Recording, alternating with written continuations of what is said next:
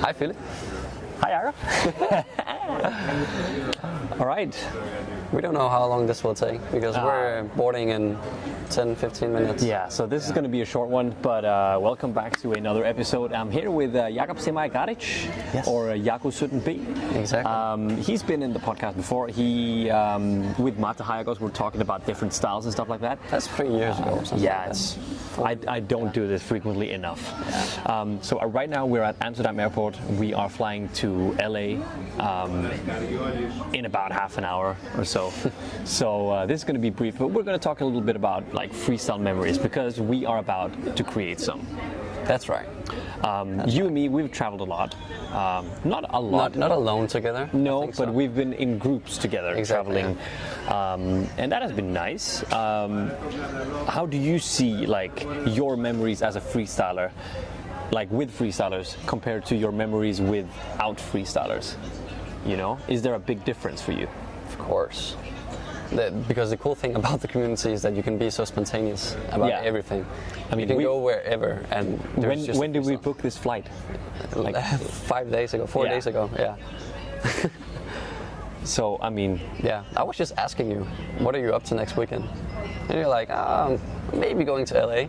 And you said you wanted to join. Yeah. And I'm like, we'll make that happen. Yeah. And you know, speaking of spontaneity, like spontaneous stuff, I was actually supposed to fly to Qatar yesterday, but the whole thing fell through. But here we are. So I mean, I'm happy. You're gonna go there for a week. I'm gonna be there for 2 weeks. Yeah. Do you have any like specific memories, like traveling with freestylers? That is just like, I mean, traveling with the Danish community is just. They're bad, shit, crazy. Yeah, they are insane. We are. I am as well. The Danish guys are insane. Yeah. If you have ever been to Summit, you know. Yeah, exactly. I think the first trip outside of Summit and Super Bowl that we went to was in Berlin in 2018 for the European Championship. Oh yeah. We went together as a group there. I think that was the first time when we went only for like partying and having fun. I think I was the only one competing together with, I don't even remember now. So yeah, it was more of just a chill trip. I mean, the Danish community isn't really known for being the competitive people. Not at all. It's just you. Yeah. I mean, you, well, as of last year, also Ljungqvist. Yeah, Ljungqvist and OG as well. And OG. We're like top 3 that yearly do something at least. Yeah. But like apart from Berlin, like has there been any, like I remember, I think this was before your time, but traveling with the Danish guys, always going to the supermarket, buying matching hats, buying the kick bikes, and the honks, and just driving around being crazy, drinking beer around the freestyle community. Freestyle Albers and OG, they have like they have a thing every time they go to Super Bowl. They go to Tesco, and they have like a clothes store at Tesco. Yeah. But it's like cheap stuff, of course. And they find one T-shirt every year that they just buy together, and they wear it for the whole time. And so now they have like 3 or 4 different kind of shirts that they just take them with them to the meets. That's their thing, yeah. And do you join them on that? No, because now it's their thing. You know? Okay. Yeah. That's sad. Yeah. That's sad. It's okay. We have our different things together. I mean, you're good at freestyle. That's your thing. That's how I can compare. Yeah. I have my camel thing with some of the Danish freestylers. And you actually forgot your camel hat. I forgot my camel hat. Yeah. It's how it is. I mean, we all, as freestylers, we connect and click better with different people. So obviously, you would, prefer to travel with this person or with this group of people, and you click better with these people. But that's, I think, the beauty about like Super Bowl and EFFC and big competitions like that is that you are kind of not forced, but you have the opportunity to hang out with people that you normally don't hang out with. Exactly. And I mean, that's how you and I connected and clicked, Danish community, usually for themselves, right? Swedish community, usually for themselves. Yeah. It's not often like any of the people in the Swedish or the Danish community like stretches out and hangs out with other people. I know. And it's also hard for foreign freestylers to get into the Danish communities at times. I mean, we can do our jokes and everything, but it might be intimidating for some freestylers to come in and into the group of Danes and just be like, yeah, I mean, so I think that's the bad thing about it. Yeah, that's the only bad thing. But I don't think it's like it's not meant as a bad thing. It's just it's just how it is, and it's just like any group of friends. Like you have your internal jokes. It's just that when you are a foreign freestyler near that group, you're just like, oh, what is happening? I'm not gonna interact with this group of lunatics. You quickly get into it. I was when I was in Vietnam in 2019. I met up with the Vietnamese freestylers in Hanoi, and they had their thing as well. Yeah. Yeah, and they were talking Vietnamese as well. And obviously, I think it was the first time that I ever got into a group freestyle community, and I didn't understand anything. You know, and usually it's like English. Exactly, yeah. And then now I kind of realize that that's how other freestylers have it with our Danish community. Yeah. So it kind of, you know. It kind of sucks, Yeah. you know, when you're that guy. Yeah. But it absolutely rules when you're in that group. Yeah. But Not that it was bad being No, the it's not Vietnamese bad, freestylers. no. It was fantastic. It's, they drove around everywhere and we ate good food. Freestyle. I've been hanging out with the Vietnamese freestylers, and it's just amazing. I think his name was Quan Tien. Can't pronounce it. I can read it. Quan Tien. Is it the magnet guy, Scala guy? Lowers and uppers. Yeah? He I think he's from Ho Chi Minh City. Okay. After the APFFC in Ho Chi Minh, I just wrote in the group chat like, is anyone still here? And he was like, I live here. I'll drive you around. So we just spent a full day just traveling around on a motorbike. And then he you told me about that. And then, gas. he got like an empty tank, so we had to like walk for like 2 kilometers to get to a gas station, and that was pretty funny. That's like one of the coolest memories that I have like within freestyle. We went clothes shopping to like underground Vietnamese clothing brands. Yeah. We went to like boba tea, like where he worked. Yeah. And then we just traveled around like looking at sites and stuff, and the traffic in Vietnam when you're on a bike is insane. They literally told you to just go through the traffic and then just wave your hand. That means stop. Yeah. That's how you do it. You don't wait for others. It's insane. But I mean, I've had my fair share of freestyle travels. I think I've been to 47 countries with freestyle, which is insane. Of course. But like, you're living the dream. You are, Philip. I am. You know. I kind of feel like I am living the dream. I mean, I've been to like the craziest places. I've been to China like 4 times with freestyle. I've been to Japan 3 times with freestyle.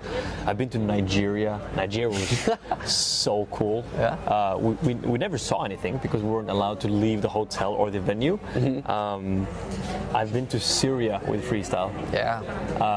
That was a really dope experience. That was when you were quite young. Yeah, I was 17 or 18, I think. I went with Ollie Hayes and Charlotte from Norway. So it was like a really random group of freestylers going there. Yeah. And we were just doing performances because for Kia. The car company. Yeah. And we were just supposed to like promote the fact that you could like test drive the car at the venue. That's it. Yeah. But it was such a cool experience because we were in Damascus and Aleppo, and I mean I haven't been since, obviously, because this was 2009. But just for the experience of me having been there, is just on another level. Not many people can say that. No. And now we're here. Now we're here. Yeah. I've been to America before. Yeah? When I was 2 years old. Oh, doesn't count. Not a freestyle trip, is it? No. We're actually going to stay at Kevin's house, and if you've listened to this before, you know who Kevin is. Kevin is the best host on the West Coast, and I've stayed with him every single LA trip. And when he hosted me for the first time, I didn't know who he was. Yeah. And he was like, yeah, you can stay in my house. And I think that kind of openness towards other freestylers is what literally every freestyler needs to have. I mean, my house is open to anyone who wants to come to my house. Have you seen that thing that Jordan Morrison did, where he had the names on his door of freestylers who had been at his house. I think it was shit. Jordan. That's cool. That was so cool. He posted a story where he just, like, his door for his room was just filled with names that they signed. That's a very cool idea. I should have that too, but I do think my girlfriend is gonna kill me if our bedroom door is filled with names of other people who stayed at our house. But that list is gonna be huge because I've hosted freestyle meetings since 2007, and at most I've had 26 people at my house. But at that time I stayed with my moms and I was like having like a huge house, you know. We had a freestyle meeting with like 45 people and 26 stayed at my house.